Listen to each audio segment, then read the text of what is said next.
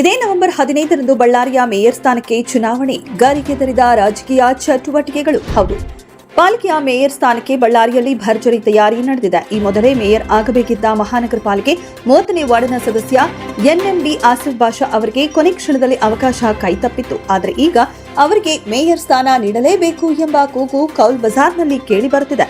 ಈ ಬಾರಿ ಮೇಯರ್ ಹುದ್ದೆ ಸಾಮಾನ್ಯ ವರ್ಗಕ್ಕೆ ಮೀಸಲಾಗಿರುವುದರಿಂದ ಕಾಂಗ್ರೆಸ್ ಪಕ್ಷದೊಳಗೆ ಅಲ್ಪಸಂಖ್ಯಾತರಿಗೆ ಅವಕಾಶ ಸಿಗಬೇಕೆಂಬ ಒತ್ತಾಯ ಹೆಚ್ಚಾಗುತ್ತಿದ್ದು, ಸದ್ಯದ ಮಹಾನಗರ ಪಾಲಿಕೆಯ 30ನೇ ವಾರ್ಡ್ ಸದಸ್ಯ ಎನ್ಎಂಡಿ ಆಸಿಫ್ ಬಾಷಾ ಅವರ ಹೆಸರು ಈಗ ರಾಜಕೀಯ ವಲಯದಲ್ಲಿ ಸದ್ದು ಮಾಡುತ್ತಿದೆ.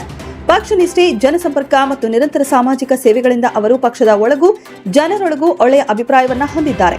ಆಸಿಫ್ ಬಾಷಾ ಅವರು ಸ್ಥಾಪಿಸಿದ ರೈಸ್ ಆಫ್ ಹ್ಯುಮ್ಯಾನಿಟಿ ತಂಡದ ಮೂಲಕ ಬಡ ಕುಟುಂಬಗಳಿಗೆ ಆಹಾರ ವಿತರಣೆ, ವಿದ್ಯಾರ್ಥಿಗಳಿಗೆ ಶಿಕ್ಷಣ ಸಹಾಯ, ಪರಿಸರ ಸಂರಕ್ಷಣೆ ಮತ್ತು ಯುವಕರಲ್ಲಿ ಸಾಮಾಜಿಕ ಜಾಗೃತಿ ಮೂಡಿಸುವಂತಹ ಹಲವು ಕಾರ್ಯಕ್ರಮಗಳು ಜನರ ಗಮನ ಸೆಳೆದಿವೆ. ಹೊಸ ಭರವಸೆಯ ನಾಯಕನಾಗಿ ಹೊರಹೊಮ್ಮಿದ ಎಂಡಿ ಆಸಿಫ್ ಅವರ ರಣತಂತ್ರ ವರ್ಕೌಟ್ ಆಗತ್ತಾ?